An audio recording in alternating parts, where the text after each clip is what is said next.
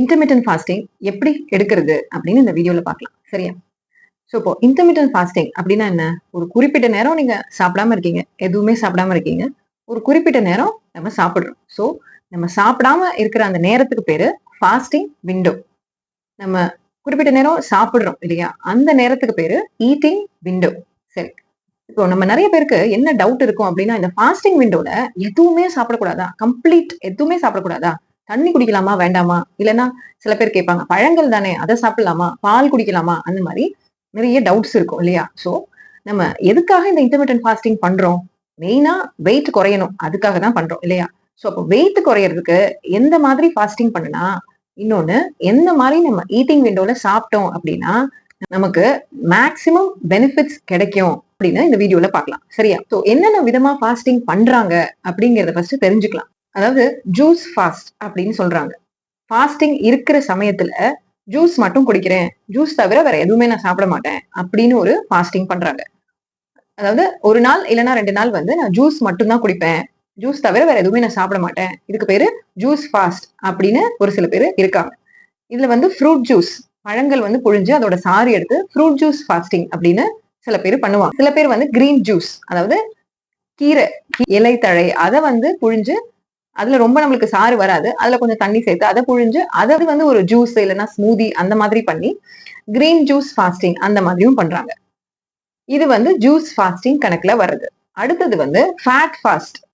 Fat fast அப்படின்னா கொழுப்பு உணவுகள், ஃபேட் அதாவது கோகனட் ஆயில், தேங்காய் எண்ணெய், அப்படி இல்லைன்னா வந்து காஃபில பட்டரு இல்லைன்னா நெய் இல்லைன்னா கோகனட் ஆயில் இந்த மாதிரி ஆட் பண்ணி புல்லட் ப்ரூஃப் காஃபி அப்படின்னு சொல்றோம் இல்லைங்களா? ஸோ இந்த மாதிரி புல்லட் காஃபி குடிக்கிறது, அப்படி இல்லைன்னா நட்ஸ் மட்டும் சாப்பிடுறது, இந்த மாதிரி ஃபேட் கொழுப்பு உணவுகளை மட்டும் எடுத்துக்கிட்டு ஃபேட் ஃபாஸ்ட் அப்படின்னு ஒரு சில பேர் பண்றாங்க. ஆனா இந்த ஃபேட் ஃபாஸ்ட்ல வந்து நமக்கு ஒரு 400 to 500 கேலரிஸ் நிச்சயமா வரும். அடுத்தது ஜீரோ கேலரி ஃபாஸ்டிங். இந்த ஜீரோ கேலரி ஃபாஸ்டிங் அப்படின்னா நீங்க அந்த ஃபாஸ்டிங் பண்ற நேரத்துல எந்த ஒரு கேலரி இருக்கிற உணவையும் நம்ம சாப்பிட மாட்டோம். கேலரினா மாவுச்சத்து, புரோட்டீனு, கொழுப்பு உணவு, இந்த மாதிரி எந்த ஒரு கேலரி ஆட் பண்ற மாதிரி உணவு எதுவுமே இல்லாம ஜீரோ கேலரி. அதுல என்ன எடுத்துக்கலாம் அப்படின்னா தண்ணி. தண்ணி வந்து ஜீரோ கேலரி இல்லையா? ஸோ தண்ணி எடுத்துக்கலாம். அடுத்தது வந்து தண்ணியில கொஞ்சம் சால்ட் போட்டு, ஏன்னா வந்து நம்ம ரொம்ப நேரம் ஃபாஸ்டிங் பண்றப்ப அதுவும் நம்ம இருக்கிறது ரொம்ப வெயில் இருக்கக்கூடிய ஒரு கண்ட்ரி இல்லையா? ஸோ இங்க வந்து நம்மளுக்கு சால்ட் கொஞ்சம் தட்டுப்பாடு ஏற்படலாம். அதனால சால்டட் வாட்டரா, இப்போ வந்து பிங்க் சால்ட் இருக்கு, அந்த மாதிரிலாம் ஒரு சில பேர் சால்ட் போட்டு சால்டட் வாட்டரா எடுப்பாங்க. அப்படி இல்லைன்னா லெமன், அதுல வெறும் சால்ட் வாட்டரா குடிச்சா நல்லா இருக்காது அப்படின்னு சொல்லிட்டு லெமன் சால்ட் வாட்டர், லெமன் ஒரு 4-5 டிராப்ஸ் ஆட் பண்ணிட்டு லெமன் சால்ட் வாட்டர் அப்படி கொடுப்பாங்க. அப்புறம் இதுல கிரீன் டீ குடிக்கலாம். பிளாக் டீ, பிளாக் டீனா தண்ணி, டீ தூள், அவ்வளவுதான். அதுல வந்து நான் ஆர்டிபிஷியல் அதாவது சுகர் ஃப்ரீ மாதிரி டேப்லெட் போட்டுக்கிறேன், சுகர் ஃப்ரீ பவுடர் போட்டுக்கிறேன் இல்ல. பிளாக் காஃபி குடிக்கலாம், ஜீரா தண்ணி குடிக்கலாம், ஹெர்பல் டீ, அதாவது ஒரு சில பேர் வந்து ஏதாவது இலை இல்லைன்னா பூ வந்து கசக்கி அதை ஒரு டீ மாதிரி குடிப்பாங்க. இந்த மாதிரி இதுலலாம் எதுவுமே வந்து நம்ம முக்கியமா சுகர் ஃப்ரீயோ சர்க்கரையோ எதுவுமே சேர்க்காம சால்ட் மட்டும் வேணா சேர்த்துக்கலாம். இப்படி ஜீரோ கேலரி ஃபாஸ்டிங் இதுக்கு பேரு. ஸோ இந்த 3 விதமான ஃபாஸ்டிங் பார்த்தோம் இல்லையா? அதாவது ஜூஸ் ஃபாஸ்டிங், அடுத்தது ஃபேட் ஃபாஸ்டிங், அடுத்தது ஜீரோ கேலரி ஃபாஸ்டிங். இந்த 3 விதமான ஃபாஸ்டிங்லயும் எது வந்து நம்மளுக்கு மேக்சிமம் பெனிஃபிட்ஸ் கிடைக்கும் அப்படின்னா ஜீரோ கேலரி ஃபாஸ்டிங். ஏன் ஜீரோ கேலரி ஃபாஸ்டிங்? மத்த வந்து ஜூஸ் தானே மேடம், அதுல என்ன இருக்கு? நட்ஸ் தானே மேடம், அதுல என்ன இருக்கு அப்படின்னு நீங்க கேக்குறீங்க இல்லையா? இதுக்கு நம்ம ஒரு விஷயம் முக்கியமா புரிஞ்சுக்கணும். வெயிட் லாஸ் நம்ம பண்ணணும்னு நினைக்கிறோம், வெயிட் எப்படி ஏறுது அப்படின்னு நம்ம முதல்ல தெரிஞ்சுக்கணும். இப்போ வீடியோ கேம் விளையாடுறப்ப டார்கெட் எது அப்படின்னு நம்ம கண்ணுக்கு தெரிஞ்சாதான் அதை நோக்கி நம்மளால ஷூட் பண்ண முடியும். எதுனே தெரியாம கண்டது கிடையாதெல்லாம் நம்ம ஷூட் பண்ணிட்டு இருந்தோம் அப்படின்னா நம்ம கேம்ல வின் பண்ணவே முடியாது. அந்த மாதிரிதான் வெயிட் லாஸ் பண்ணணும் அப்படின்னு நினைக்கும் பொழுது எது நம்மளோட உண்மையான கல்பிரிட்டு, யாரு நமக்கு வந்து அகேன்ஸ்டா நிக்கிறாங்க அப்படிங்கறத தெரிஞ்சுக்கணும். சும்மா நான் பாட்டுக்கு சாப்பிடாம இருக்கேன், எதை வேணாலும் சாப்பிடுவேன், எதை வேணாலும் சாப்பிடாம இருக்கேன், அவங்க சொன்னாங்க இவங்க சொன்னாங்க அப்படின்னு கண்ணா பின்னான்னு பண்ணணும் அப்படின்னா நிஜமாவே நம்மளுக்கு ரிசல்ட் கிடைக்காது. குண்டாவது, வெயிட் போடுறதுங்கிறது முக்கியமா ஒரு ஹார்மோன் பிரச்சனை. இது ஏற்கனவே என்னோட வீடியோல நம்ம பார்த்திருக்கோம். நிறையவே நான் இன்சுலின் அதை பத்தி சொல்லியிருக்கேன். சோ இன்சுலினோட வேலை, இன்சுலின் அப்படிங்கிற அந்த ஹார்மோனோட வேலையே என்னன்னா நம்ம உடம்புல கொழுப்பை சேர்க்கிறது. அப்ப அப்படிப்பட்ட இன்சுலினை வந்து நம்ம நிறைய சேர்த்துக்கிட்டே இருந்தோம், நம்ம உடம்புல நிறைய வச்சுக்கிறோம் அப்படின்னா அது நம்ம உடம்புல நிறைய நிறைய கொழுப்பை சேர்த்துக்கிட்டே இருக்கும். அப்ப சிம்பிள் கான்செப்ட், இன்சுலினை நம்ம உடம்புல குறைக்கணும். எந்த அளவுக்கு நம்ம இன்சுலினுக்கு ரெஸ்ட் கொடுக்குறோம், இன்சுலினை கூப்பிடாம இருக்கிறோம், இன்சுலினை நம்மளோட ரத்தத்துல கம்மியான அளவு வச்சுக்கிறோம், கம்மியான நேரத்துல வச்சுக்கிறோம் அப்படின்னா ஈஸியா நமக்கு வெயிட் குறையும். ஸோ அப்ப நம்ம ஃபாஸ்டிங் பண்ற நேரத்திலையும் இன்சுலினுக்கு ரெஸ்ட் கொடுக்கணும், அதை கூப்பிடக்கூடாது. அப்புறம் ஈட்டிங் விண்டோ, சாப்பிடுற நேரத்திலையும் இன்சுலினை அதிகமா சுரக்கிற மாதிரி உணவுகளை நம்ம சாப்பிடக்கூடாது.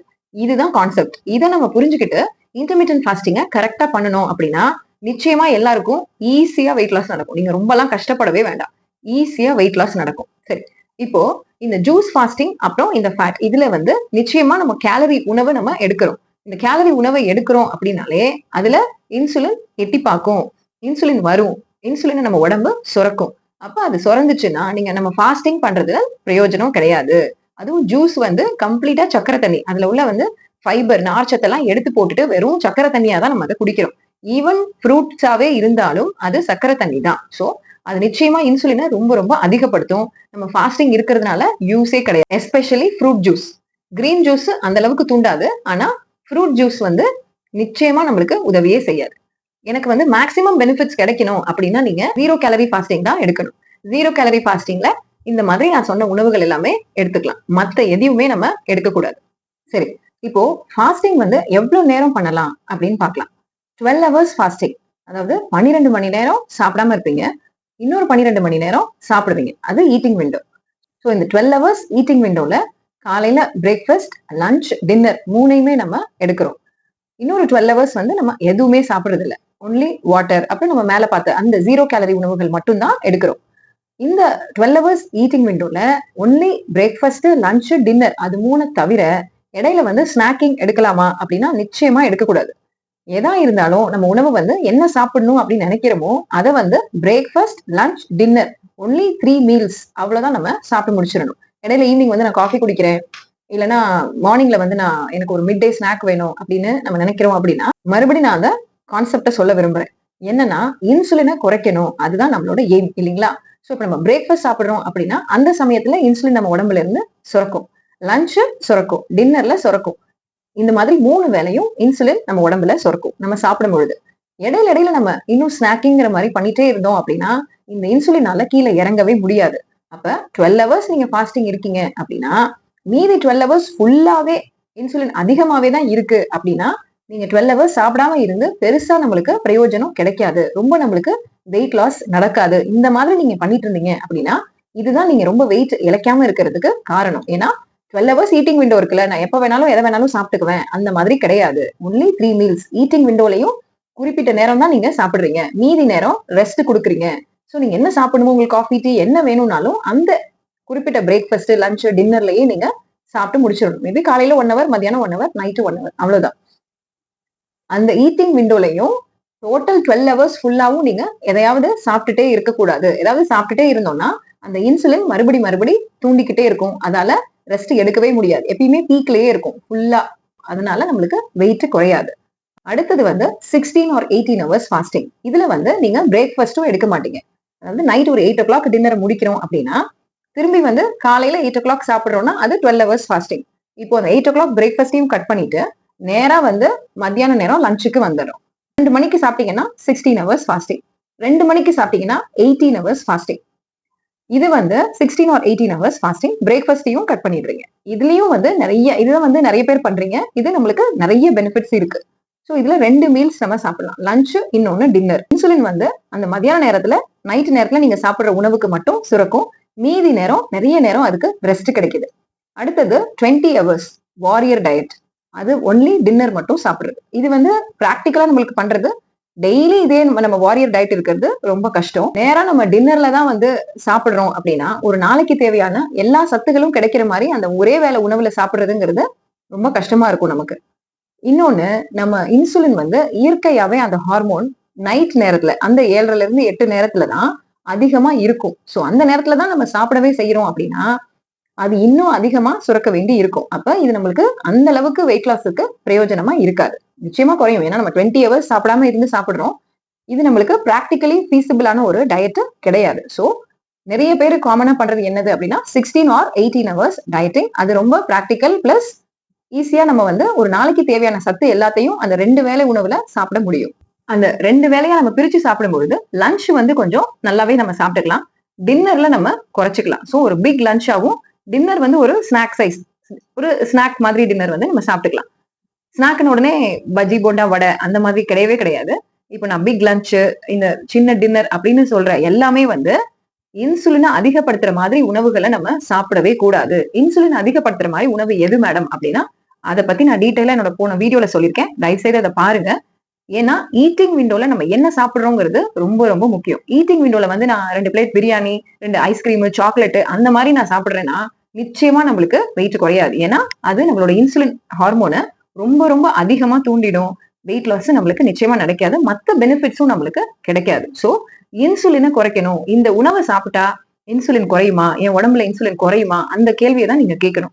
ஒவ்வொரு உணவு சாப்பிடும் பொழுதும் கேட்டுட்டே இருக்கணும். அப்புறம் அடிக்கடி சாப்பிடுறதையும் நிப்பாட்டணும். அடுத்தது லாங் ஃபாஸ்ட், அதாவது எக்ஸ்டெண்டட் ஃபாஸ்ட் அப்படின்னா, இதுக்கு முன்னாடி நம்ம பார்த்தது எல்லாமே 12 மணி நேரம், 16 ஆர் 18, அப்புறம் 20. இப்போ 24, அதாவது ஒரு நாள் ஃபுல்லாவே சாப்பிடாம இருக்குது. 24 ஹவர்ஸ் ஃபாஸ்டிங். அடுத்தது 36, 42, 48 அதுக்கு மேலையும் பண்ணலாம். பட் இந்த வீடியோல இந்த நாளை பத்தி மட்டும் நான் சொல்றேன். ஸோ 24 ஹவர்ஸ் அப்படின்னா, இன்னைக்கு நைட் டின்னர் முடிக்கிறீங்க அப்படின்னா நாளைக்கு நைட்டு டின்னர். இன்னைக்கு நைட் 8 o'clock சாப்பிட்டு முடிக்கிறீங்கன்னா நாளைக்கு நைட் 8 o'clock தான் நீங்க சாப்பிடுறீங்க. So 24 hours. 36 அப்படிங்கும் பொழுது இன்னைக்கு நைட் 8 o'clock சாப்பிட்டு முடிக்கிறீங்க. நாளைக்கு ஃபுல்லாவே சாப்பாடு கிடையாது. அதுக்கும் மறுநாள் பிரேக்ஃபாஸ்ட் சாப்பிடுறது 36 ஹவர்ஸ் ஃபாஸ்டிங். அதுக்கப்புறம் 42 அப்படின்னா, இன்னைக்கு 8 o'clock டின்னர் முடிக்கிறீங்கன்னா நாளைக்கு ஃபுல்லா எதுவுமே இல்ல. அதுக்கும் அடுத்த நாள் நேரா லஞ்ச் தான் சாப்பிட உட்காடுறீங்க. அது 42 ஹவர்ஸ். 48 அப்படின்னா, இன்னைக்கு நைட் 8 o'clock சாப்பிடுறீங்கன்னா நாளைக்கு ஃபுல்லா எதுவுமே கிடையாது. நாளைக்கு மறுநாள் வந்து நேரா டின்னர் சாப்பிட உட்காருங்க. இது வந்து 48 ஹவர்ஸ் ஃபாஸ்டிங். இன்னும் மேடம் இவ்வளவுலாம் எக்ஸ்டெண்டட் ஃபாஸ்டிங் பண்ண முடியுமா அப்படின்னு கேக்குறீங்களா? நிச்சயமா முடியும். நானும் பண்ணியிருக்கேன். இது எப்ப பண்ண முடியும் அப்படின்னா, நான் ரொம்ப முக்கியமா ஒரு விஷயம் ஸ்ட்ரெஸ் பண்றது என்ன அப்படின்னா, நம்ம ஈட்டிங் விண்டோல என்ன சாப்பிடுறோம் அதுதான் ரொம்ப முக்கியம்.